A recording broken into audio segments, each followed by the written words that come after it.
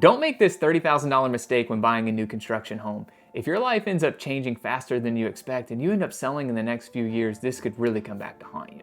So what is this $30,000 mistake that I'm referencing? Well, I've been talking to several people who are looking to sell in a new construction community and they just bought their home a couple years ago. Why are they moving? For a lot of different reasons. But ultimately, the issue is that the builders are still building in these communities and they're offering some really crazy incentives.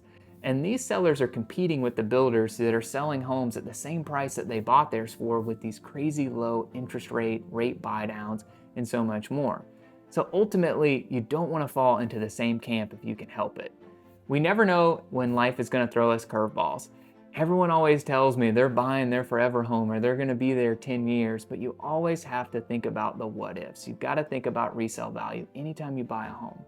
So make sure that you always have a plan whenever you're purchasing a property.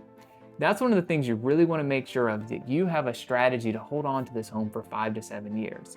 Make sure that you know when you meet with that builder what their estimated completion time is for that community. And you want to know that builder's reputation. Are they a builder that's going to increase the prices over time? Or are they a builder that's going to keep the prices the same or maybe even potentially do some price reductions so they can move those homes? You really have to know these things so that you can make the best financial choices and be in the best financial position whenever you go to sell your property. So at this point in the video, you may be wondering, what are the challenges with actually selling your home if the builder is still building in there? Well, there could be several different things. One could be is that the builder is building that same floor plan that you already purchased and they're doing it at the same price point that you bought it at or just slightly above.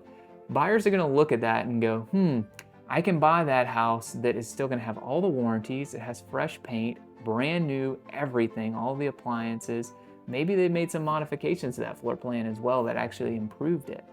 There's a lot of things that you need to take into consideration. And even if you are the cleanest homeowner in the world, you're still going to have those natural scuff marks on your walls. You're still going to have those little things that will show through that you just won't get with the fresh paint that the builder is going to be providing on those homes. Something else that you want to consider, if you're thinking, I don't know if I'm going to live in this house long-term being, 5 to 10 years, somewhere in that range, I might just go and rent it. Well, there's a couple things you need to take into consideration. First, is the community actually going to allow you to rent that property? Do they have any rental restrictions? Make sure you know that information.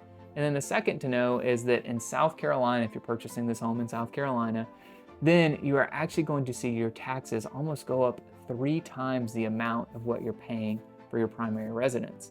Taxes are done differently for an investment property in South Carolina than they are for a primary residence. So you just really need to factor that into the equation and make sure when you're running your numbers, will this property actually make money every month if I rent it out? So I may have just scared you out of buying a new construction home. That's not exactly what I want to do.